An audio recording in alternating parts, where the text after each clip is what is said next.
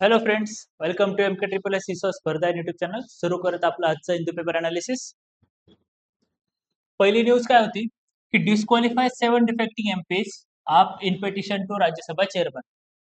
तर संजय सिंग जे आपचे राज्यसभा मधले मेंबर आहेत, त्यांचं काय म्हणणं आहे की राघव चट्टा बरोबर जे अजून 6 मेंबर जे होते आम आदमी पार्टीचे राज्यसभेमधले, जे भाजपामध्ये विलीन झाले, मर्ज झाले होते, तर त्यांचं म्हणणं होतं त्यांच्या विरुद्ध त्यांना जे आहे ते डिस्क्वालिफाय करायला पाहिजे अँटी डिफेक्शन लॉच्या अंतर्गत. अशी त्यांनी जी पेटिशन होती ती राज्यसभेच्या चेअरमनकडे त्यांनी पाठवली होती. आता याच्यामध्ये आपल्याला काय महत्वाचे पाहणं पुरत, अँटी डिफेक्शन जो लॉ होता त्याच्यामध्ये नक्की काय सांगितलंय ते आपल्याला महत्वाचे पाहणं. आता राघव चड्डा जेव्हा मर्ज झाले होते बीजेपी मध्ये, तेव्हा त्यांचं काय म्हणणं होतं की 10 जे खासदार आहेत राज्यसभेमध्ये, आम आदमी पार्टीचे 10 खासदार होते, त्यातले 7 खासदार जे होते त्यांच्याबरोबर जाऊन ते बीजेपी मध्ये मर्ज झाले होते.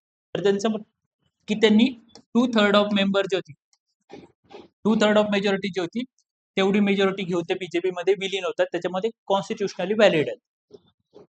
तर त्याच्यानंतर आमचे दुसरे लीडर आहेत संजय सिंग, त्यांचं काय म्हणणं होतं की हा जो रूल आहे त्याच्या अंतर्गत असं पाहिजे की कम्प्लीट पार्टीचं मर्जर झालं पाहिजे, पण ह्या कंडिशनमध्ये पार्टीचं मर्जर नाही होते, फक्त 2/3 मेंबरचं जे आहे ते मर्जर होत आहे.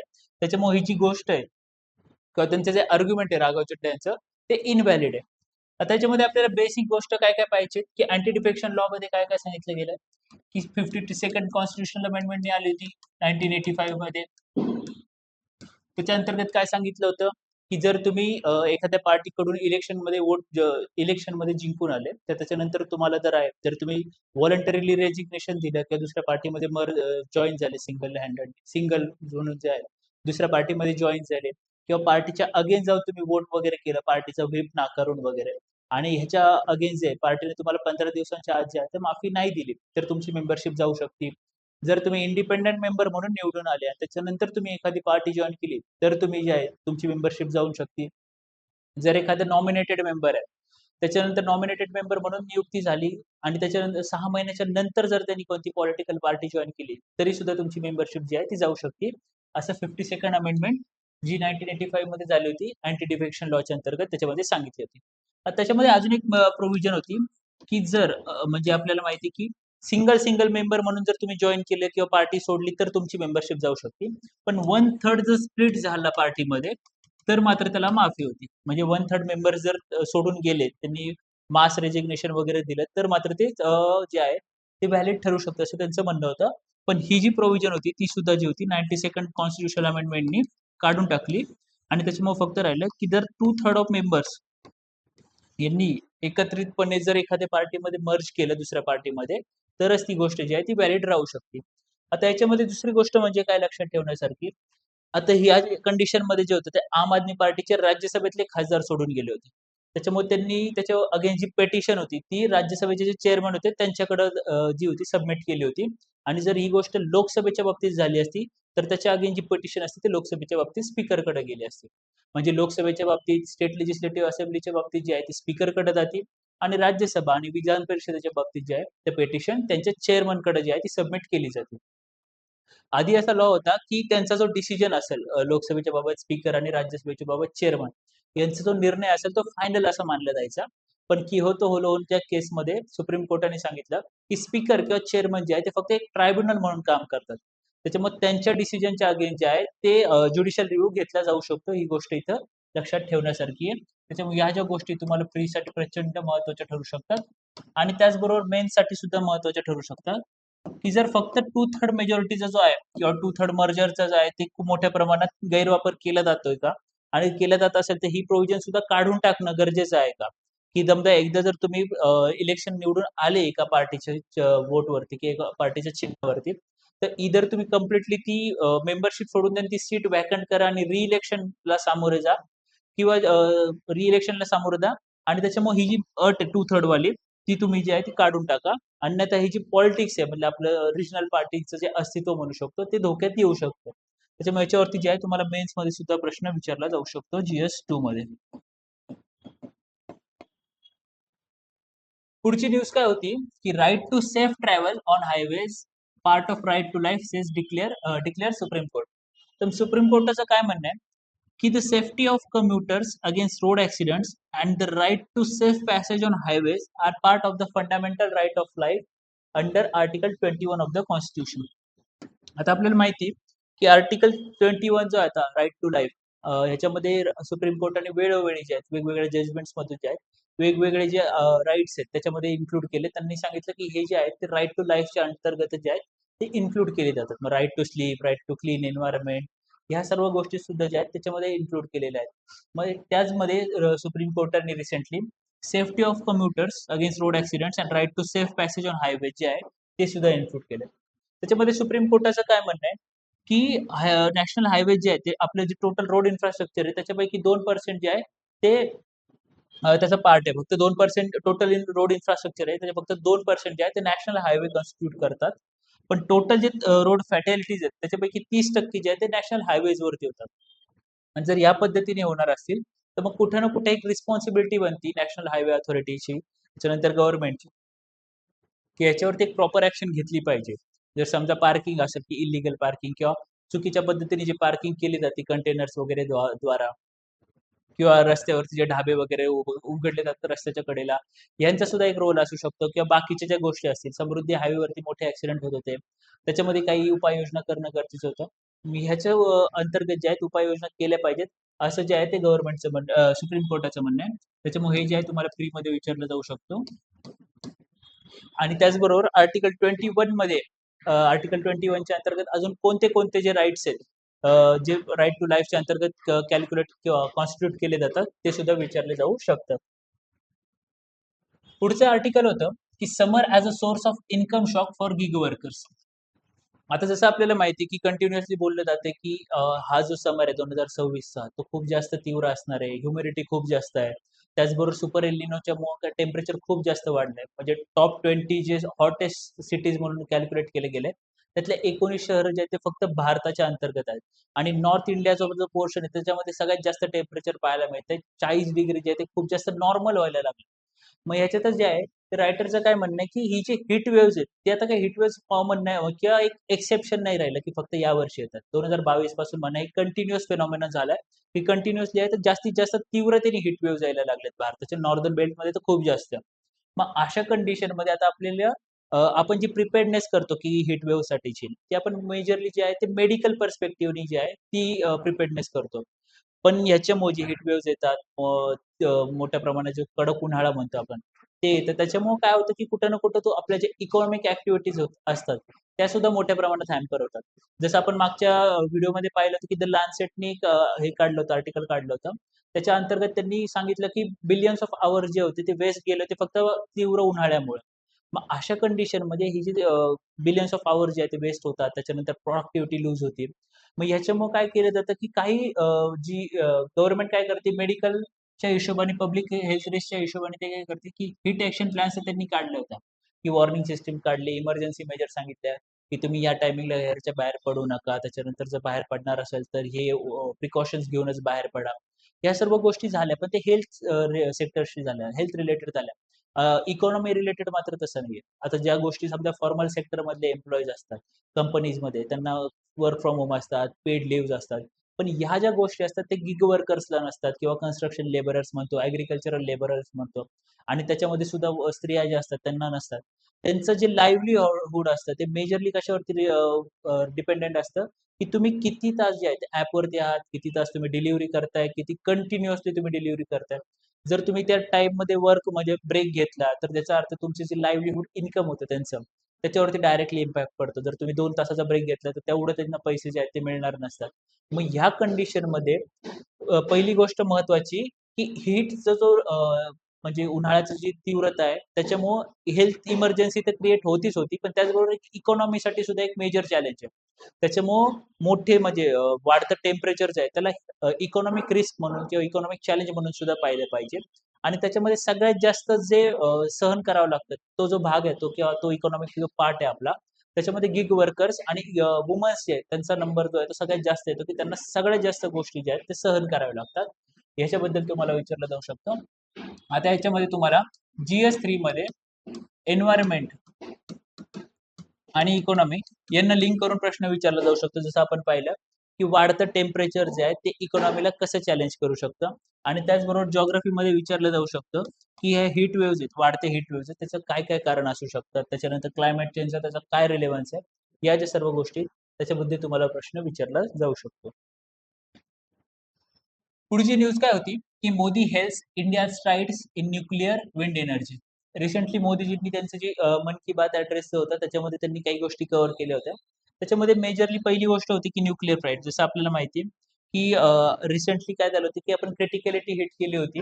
आपली जी फास्ट ब्रीडर न्यूक्लिअर रिॲक्टर होता कलापक्कम इन तामिळनाडू, त्याच्यामध्ये इंडियाने क्रिटिकॅलिटी हिट केली होती.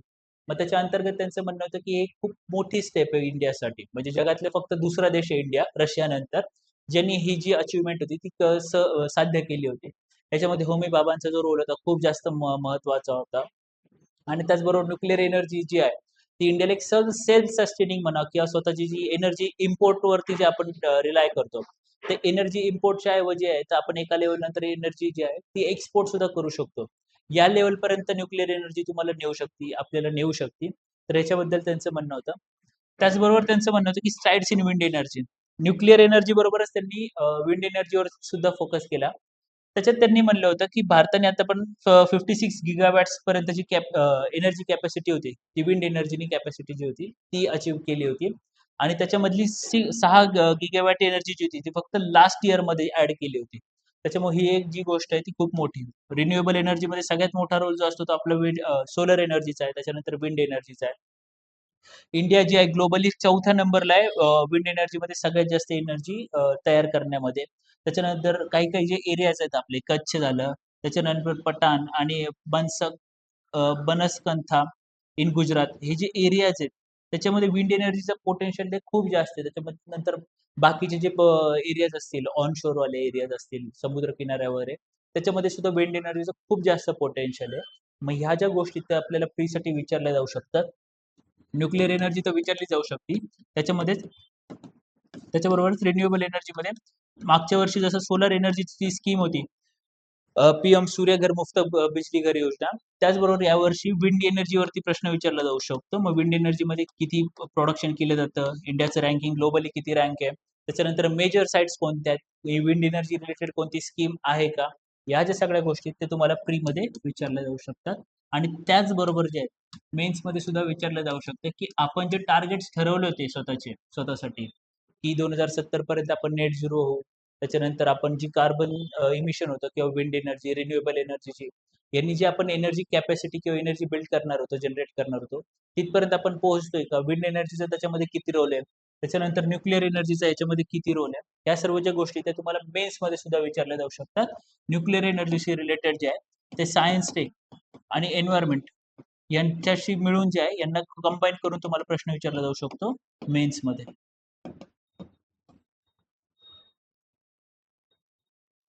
पुढची न्यूज काय होती की RuPay depreciation and it's impact on investments. जसं आपल्याला माहिती आहे की आपले जे रुपी आहे त्याची व्हॅल्यू कंटिन्युअसली डिप्रिशिएट होत चालली. त्यांचं काय म्हणणं होतं की 2025-26च्या मार्चमध्ये रुपीची व्हॅल्यू जी होती ती $1 अगेन्स्ट 85.53 होती. ती 30 मार्च 2026 पर्यंत 92.76 होती. आणि जसं आपल्याला माहिती आहे की ऑलमोस्ट ह्या ज्या मंथमध्ये जी होती ती 95 पर्यंत सुद्धा पोहोचली होती. म्हणजे जर फक्त ही व्हॅल्यू जरी घेतली तरी ऑलमोस्ट 8.5%चं डिप्रिशिएशन झालं होतं. जे ह्याच्या आधी जे होते म्हणजे काही दशकांपासून जे होते ते 2.5 ते 3% पर इयर जे डिप्रिसिएशन होतं. जी ह्या वर्षी फक्त एका वर्षामध्ये ती 8.5% पर्यंत दिसून आली. तर याच्यामुळे काही गोष्टी ज्या आहेत त्या मेजरली इम्पॅक्ट करतात आपल्या इकॉनॉमीमध्ये. मग याच्यामध्ये कसं होतं सगळ्यात पहिली गोष्ट म्हणजे काय, की त्यांनी सांगितलं इक्विटी इन्व्हेस्टमेंट. आता इक्विटी इन्व्हेस्टमेंट म्हणजे जसं आपलं शेअर मार्केट वगैरे असतं. त्याच्यामध्ये फक्त रुपीच्या व्हॅल्यूनी गोष्टी नाही बदलत. क्रूड ऑइलची प्राइसेस वाढणं असेल किंवा बाकीच्या कंपन्यांचं परफॉर्मन्स असेल, त्याचबरोबर जी रुपीची डिनॉमिनेशन जे असेल किंवा डिप्रिसिएशन असेल, ती सुद्धा एक इम्पॅक्ट पडते. मग रुपीच्या डिप्रिसिएशननी काय होतं, की फॉरेन पोर्टफोलिओ इन्व्हेस्टर जे असतात त्यांच्यामध्ये काय होतं, की जर तुमची रुपीची किंवा तुमच्या करन्सीची व्हॅल्यू जर डिप्रिशिएट होत असेल, याचा अर्थ तुमच्या करन्सी माग जी बॅकिंग आहे तुमची इकॉनॉमी, ती तेवढी स्ट्रॉंगली परफॉर्म नाही करत आहे. आणि जर इकॉनॉमी चांगली परफॉर्म नाही करते याचा अर्थ ती बिझनेस फ्रेंडली नाहीये. आणि तसं असेल तर मग तुमच्याकडे इन्व्हेस्टमेंट जी आहे ती करण्यात अर्थ नाहीये. मग त्याच्यामुळे भारताला सोडून दुसऱ्या कंट्रीजकडे जे आहे ते इन्व्हेस्टमेंट करू शकतात. त्याच्यामुळे इक्विटीवरती जे आहे ते एफ-आय-आयच्या दृष्टीने जे आहे, एफ-आय-आयमुळे जे आहे, ते निगेटिव्ह इम्पॅक्ट पडू शकतो. त्याच्यानंतर डेट इन्व्हेस्टमेंट जी असती, आता त्याच्यामुळे काय होतं की रुपी जर तुमचा कमी झाला, रुपी जर डिप्रिशिएशन झालं, तर आपण म्हणतो की इम्पोर्टेड इन्फ्लेशन लादलं गेलं तुमच्यावरती. इम्पोर्टेड इन्फ्लेशन म्हणजे काय? आता क्रूड ऑइल जे आपण इम्पोर्ट करतो, समजा किंवा बाकीच्या गोष्टी ज्या आपण इम्पोर्ट करतो, त्या इम्पोर्ट करण्यासाठी जर आपल्याला आधी ₹100 लागत होते. $1 होतं तर $1 समजा आधी ₹85 होते, तर ₹85 लागत होते. पण आता त्याच वस्तू जर आपल्याला $1 मध्ये करायच्या होत्या, पण आता $1 च्या तुलनेत आपली रुपयाची जी व्हॅल्यू ती 95 पर्यंत गेली. तर मग आता आपल्या खिशातून मात्र ₹95 जातात. तर कुठं ना कुठं ते 10 ते 11% जे इन्फ्लेशन आहे, जे ते आपल्यावर लादलं गेलंय, की इम्पोर्टेड इन्फ्लेशन जे म्हणतात, ते आपल्यावरती लादलं गेलं. त्याच्यामुळे जे होते काय होतात, की इन्फ्लेशन लादलं जातं. आपली जी पर्चेसिंग पॉवर असते ती कमी होती. पर्चेसिंग पॉवर कमी झाल्यामुळे काय होतं, की आपली जी रुपयाची जी व्हॅल्यू असते, की किती वस्तू आपण खरेदी करू शकतो त्या ह्याच्यामध्ये ती कमी होती. सेव्हिंग जी आहेत त्याची व्हॅल्यू कमी होत जाते. ह्याच्यामुळे काय होतं, की ओव्हरऑल इकॉनॉमी जी आहे ती निगेटिव्ह ट्रेंडमध्ये चालू होते. म्हणजे काही फायदे नक्की होतात, की समजा जर तुम्ही एक्सपोर्ट करत असाल, तर तुम्ही एक्सपोर्ट कॉम्पिटिटिव्हनेस नक्की वाढते. पण त्याच्या तुलनेत आपले इम्पोर्ट जे आहे ते खूप जास्त असल्यामुळे काय होतं, की आपल्याला निगेटिव्ह परिणाम जे आहेत ते जास्त होतात. आता ह्याच्यामध्ये त्यांनी काय सांगितलंय, की सगळ्याच ज्या गोष्टी असतात म्हणजे रुपये डिप्रिशिएट झाल्यामुळे 2 गोष्टी ज्या आहेत ते पॉझिटिव्ह सुद्धा होतात. आता पहिली गोष्ट म्हणजे काय? जर समजा फॉरेन पोर्टफोलिओ इन्व्हेस्टर इंडियामध्ये इन्व्हेस्ट करतात, तर ते रुपी डिप्रिसिएशनला ते निगेटिव्ह टर्म्समध्ये घेतात. त्याच्यामुळे इन्व्हेस्टमेंट करत नाही. पण जर आपण जे आहे दुसऱ्या देशामध्ये इन्व्हेस्ट करत असू, जर आपण 100 म्हणजे जेव्हा आपण इन्व्हेस्ट करणार असो, आपण डॉलरमध्ये इन्व्हेस्ट करणार. त्याच्यामुळे आपण रुपया विकणार आणि डॉलर घेणार.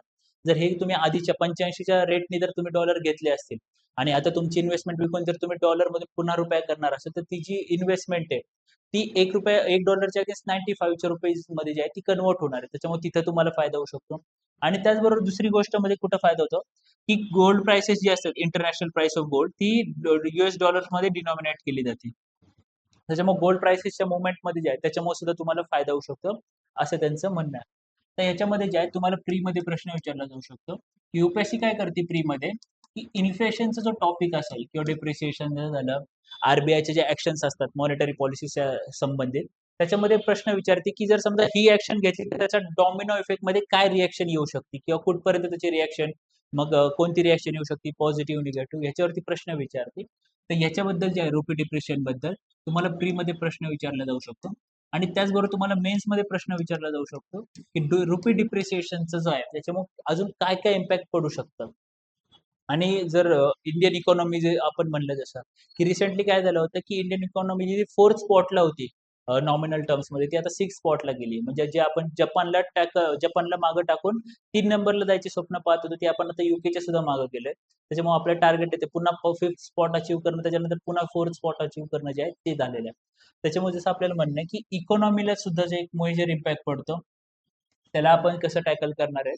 आणि त्याचबरोबर जसं आपल्याला माहिती की ही जी कंडिशन्स आली त्याच्यामध्ये इंटरनॅशनल जिओपॉलिटिकलचा जो रोल आहे तो खूप जास्त मोठा आहे. मग याच्यामध्ये कुठे ना कुठे आपल्याला युएसए असेल, इस्रायल असेल किंवा बाकीचे जे कॉन्फ्लिक्ट एरियाज आहेत, तिथे आपल्याला एक ऍक्टिव्ह रोल इंडिया म्हणजे मेजर इकॉनॉमी म्हणा, मेजर प्लेयर झाला इंटरनॅशनली. तर ह्या दृष्टीने एक ऍक्टिव्ह पॉलिसी इम्प्लिमेंट करायला पाहिजे, की कुठे ना कुठे कॉन्फ्लिक्ट रिझोल्युशनमध्ये इंडियाचा एक ऍक्टिव्ह रोल असायला पाहिजे, एक मेजर रोल असायला पाहिजे. आणि त्याच्या दृष्टीने काय होईल, की जर ग्लोबल सिनारिओज असेल जिओपॉलिटिकली जर तो स्टेबल राहिला, तर हे जे इम्पोर्टंट इन्फ्लेशनचे जे गोष्टी असतील ते आपल्यावरती लादले जाणार नाहीत. आणि इकॉनॉमी जी आहे इंडियन इकॉनॉमी ती एक स्मूथ वेमध्ये अप ट्रेंडमध्ये जी आहे ती कंटिन्युअसली मूव्ह करत राहील. त्याच्यामुळे ह्या ज्या गोष्टी तुम्हाला आयआरशी लिंक करून विचारल्या जातील, इकॉनॉमीशी लिंक करून विचारल्या जातील आणि त्याच्यामध्ये मेन्स आणि प्री दोन्हीमध्ये प्रश्न विचारला जाऊ शकतो. तर जसं आपल्याला माहिती की आपण जी लाईव्ह सिरीज सुरू केली होती, टेस्ट सिरीज पीवायक्यू अनालिसिसची सिरीज सुरू केली होती. त्याच्या अंतर्गत आपण पॉलिटीचे जे होते 4 वर्षाचे पीवायक्यूज डिटेल एक्सप्लेनेशन डिस्कस केले होते. आज सुद्धा त्याचं लाईव्ह डिस्कशन असणार आहे. तर ह्याचबरोबरचे जे डिस्कशन्स असतील त्याला नक्की पहा. याच्यामुळे तुमची जी 31 मेची जी राज्यसेवेची प्री असणार आहे, त्याच्यामध्ये तुमची लास्ट मिनिट रिव्हिजन याचा प्रचंड फायदा होईल. त्याच्यामुळे नक्की पहा हे लाईव्ह सेशन्स. आणि अशाच व्हिडिओ पाहत राहण्यासाठी लाईक करा, शेअर करा, सबस्क्राईब करा स्पर्धा युट्यूब चॅनल. थँक्यू.